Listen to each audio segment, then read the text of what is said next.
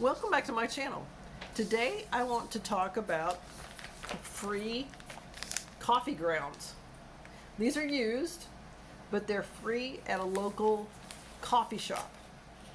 They're in a Mylar bag and they package them and put them on the counter, and it actually just says free, and it also has a sticker that talks about free coffee grounds for your garden. So works very well in your garden. There are some things I'd like to go over first about the coffee grounds.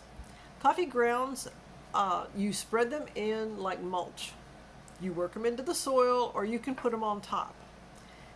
And that is your choice. I like to work them into the soil and into the mulch that's in the garden, so it's just not sitting on top. It can repel cats. It can fertilize the soil. It's possible that these coffee grounds can kill slugs. I put a layer on the edge of the garden to try to keep out as many bugs as possible. I do work some into the soil, but I put like a barrier around the garden. So if slugs are headed that way, maybe they won't stop off. Or if any other insects or unwanted critters are coming in, maybe they won't want to come into my garden. And I replenish that barrier as often as possible. It keeps weeds at bay, so this helps deter weeds. It will not kill all the weeds, and it will not keep them out 100%. Nothing will unless you put plastic down, and sometimes they all grow through plastic. Earthworms enjoy coffee grounds.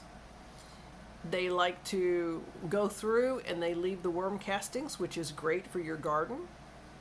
It can acidify the soil. I suggest you go ahead and test your soil to make sure you're not adding too much acid into your soil. You want to make sure that that's healthy soil for whatever you're growing.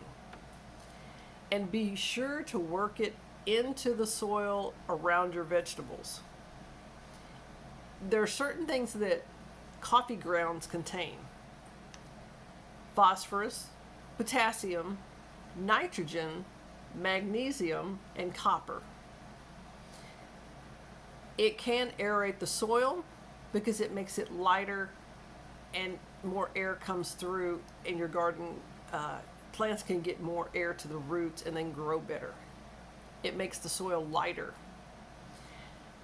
Again, I want to warn you that they are highly acidic, so test your soil before and after to make sure you're not adding too much acid to the soil for the certain vegetables you're planting. I got these at a local coffee shop, and again, they were free. They're marked. They put the excess coffee grounds in there, they wrap them, seal them off, and just put them on the counter, and anyone who wants can take them. They're free, not a problem. Hopefully you can get there, if you have a coffee shop local, you can get there around right after their busy time.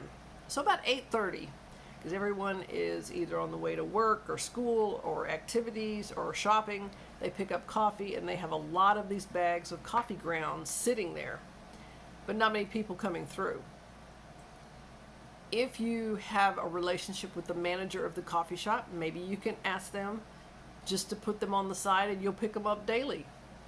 It just all depends if you live in a town or you live in, outside of town. When you're at home and you're making your pot of coffee in the morning, you have coffee grounds, unless you use instant. Now, if you use coffee grounds, save those.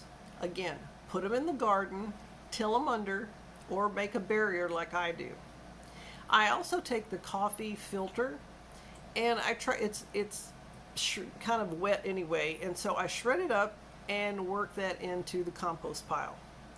That works really well because I'm recycling everything I possibly can from the coffee grounds.